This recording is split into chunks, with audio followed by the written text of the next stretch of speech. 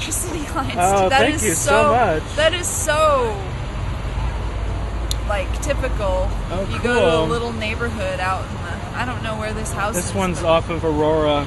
Okay, but out in North Bend especially, which is kind of close to where I'm living right now. Yeah, yeah. It's like, you look out and you see all these like gables and then there's the mountain and trees, but like right next to the tree there's this big post with all these like, they look like creatures to me. Oh yeah, they look yeah. like the arms out, the tentacles, the modern tree, you know. Right. It'd be nice to come and paint, because I mean, I do like architectural forms. And this is like this weird, this like cylinder thing, and then you have all these lines, and I mean, you see I haven't painted any of those in these, but it might be kind of fun to come just plop down here with my paints one day. And that'd be great. Because I think it'd be more fun, and it'd be more artist solidarity. Yeah, people might come and look more too, because they'd be like, and that hey, works there's too. more to look at. Hey, cool, you know. Totally. I feel like if I can guarantee at least that people are gonna look at it and someone will at least want to buy it or something. Not that I want to. Not that I want to paint like commercially, like for someone to buy. I want to paint what I'm going to paint, but I'd like to know that somebody's going to be interested in seeing it somewhere, that I'll have a place to show it. And that people will appreciate it. Artists don't like to fill out forms. I know. Wear uniforms or fill out forms. I know. And having to pretend you're excited at an interview. I know, like, I know. Yeah, I love to sell crap to tourists, you know? I know, like, I know. You want to trade? That would be so cool. Yeah, I would love to. Here's this one. Actually, too, it works out pretty well. Could I get you holding the cards up for the camera? Sure. That way Should I tell this is the... Yeah, please do. This is called the Mujer Toloache, which is the Toloache woman. And Toloache is, it's the plant that's like related to Jimson weed. Right. It's a datura flower. It's the same family. Right. And so it's a very enchanting plant that's like related to witchcraft. It grows down in Mexico. Right, it's right. Like the datura plant. And so this woman is like this sort of enchanting, dreamy woman, and she's, you know, walking around at night. There are stars, but it's red. I mean, I don't know. It was this image that I had. I like that a lot. Yeah. I actually had a wisdom tooth pulled once and put it on a necklace. Wow, I still have the necklace. I still have my wisdom teeth. Yeah, all of them. One of 3. them was so black and rotten, and they had to break it to take it out. Really? But the other one was fine. I think one. I don't know. I don't know if I got all 4 out. I think I just got 3 out. I might still have one. I still have one back there. So yeah, that was kind of cool. The idea of that. I like that blue and green. I mean, especially that tone of green. That works so well. I like contrast. Cool. This was just a little skull that I saw in someone's house and was like, I'm gonna paint it, but then I actually sort of saw a figure emerging. I don't know if you can see, but there's a little face. There's 2 little eyes and a mouth there, and her hands are kind of, or the horns reaching are up. like these arms. And so this is the first in the series. There's actually 2 more that I didn't make postcards out of. But, right. But they show the skull kind of transforming into a woman. Cool. And she's got a skirt on, and her face is a little more defined, and she's got like flowers wrapped around her wrists. This is the sunset. And this was painted just with watercolors sitting on a beach in Mexico, and I just quickly painted the sunset, but you can see there's the face in it too, obviously. When sometimes I see the faces here up in Washington, a little more in California, but it seems the further south I go, when I'm in Mexico or when I was actually traveling in Peru, very intensely I would see faces in the clouds, faces and expressions.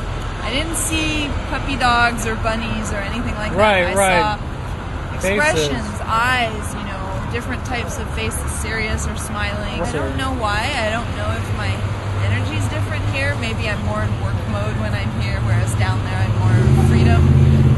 It's the temperature, maybe, the cloud formations. In the United States, there's more technology. There's more electricity.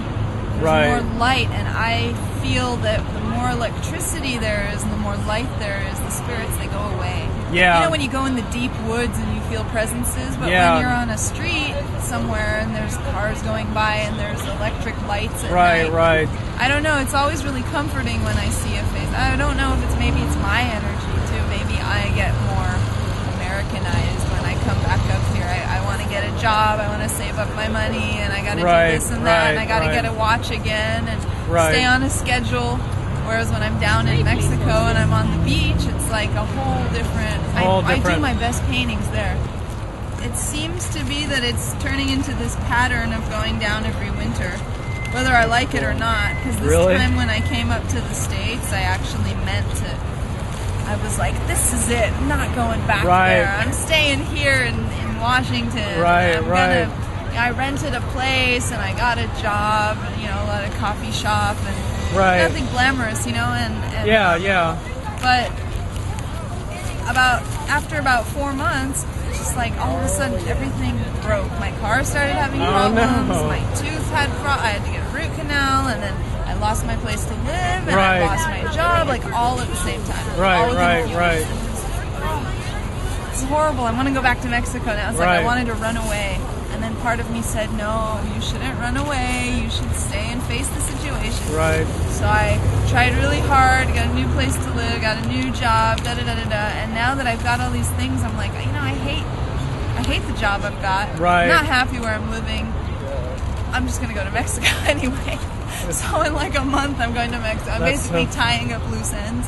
I'm gone. That's so funny. Back again. And when I'm down there, you know, I sell postcards. I started making handmade journals, and down there, like, nobody has seen handmade journals with these cool, funky paper. It's something with these like Japanese stitch that I know how to do. And they're totally exotic down there, so they sell like hotcakes. I sit there in a public place, kind of like what you're doing here. I sit there at this like little. It's kind of like a hotel, hostel, youth hostel kind of thing. And I know the lady who owns it, and she said she loves to have artists come sell their work there. And she doesn't take any commission or anything. And so I would sit there and take up a table, and I'd sit there with my glue and my papers, and people would be like, "What are you making? What are you making?" And they'd watch me, and then the next day when it was finished, it would get bought just like that. As soon as I could make them, people would buy them. I only had maybe 1 or 2 to display. But the thing is that in the States, there's so much saturation. There are so many artists. I could never sell handmade journals here because there's so many. You go to Pike Place and like, how many handmade journals do they have? Or imported from Nepal, so they're half the price that I could afford to sell. You know, and also me and my boyfriend there, we were making hand-painted bags. We were painting on the cloth, and then we took them to a seamstress in town, and she would sew them up, and we'd show them to people, and like, they sold pretty quick because it's just something that you don't see down there. And you can do them on the internet and do them digital. Whereas down in Mexico, if you want to make postcards, you have to go find someone who does the lithography. They have to make the whole plate. I mean, which is fine. It's a good process too. It's just much more expensive. I think it actually ends up cheaper in the end. Oh, really? A lot cheaper, but it's sort of more time consuming because you have to actually go to the city that does it and stay there in a hotel. Oh, really? Like, you can't just make a phone call. It's not as easy as making an order. Yeah, it's not so easy. You have to actually just like go and find the guy and like, you know, find his shop and then have him do it and come back in a week. And like, I was living on this little beach that was 8 hours bus from the largest city, and I would have had to go to the city and like stay there in a hotel, you know. So I said, I'll just wait till I go to the States and I'll that sounds good. do them over the internet. Maybe I got lazy that way. Well, cool. That I included because I was a graphic designer. As my job before. For how long? How? I only worked about a year after I graduated, and I got this really lucrative job, and I hated it. It was totally corporate, but I stuck with it for a while because I was saving money. My cost of living was really low, and I've got a pretty simple lifestyle besides traveling, And I saved up a whole bunch of money, and then I went off and traveled. I sold everything I owned and gave away everything, and I went off and traveled. So that's really cool. That's cool. So, So you know some graphic design. Yeah, I don't really do graphic design very much anymore. Like I make a website for my mom. She does quilting. Haven't had a chance to eat yet. Well, I ate surreptitiously, but I didn't want the driver to see me, so I didn't eat very much. I want one of these. Okay. My bus fare. Yeah. You gotta bust him out. Yeah. She's got art for sale, ladies and gentlemen. Sale. Great stuff. Affordable art for sale. This is not mine. And he has, well, donations. Yes. Yeah, like there are donations. You're done. My life energy. I can imagine an That's energy a good thing. field. I need to focus my life energy anyway, so. Not for a while, but there's going to be a time in your life of great change, and this is what's going to lead to really good fortune for you. Really great fortune.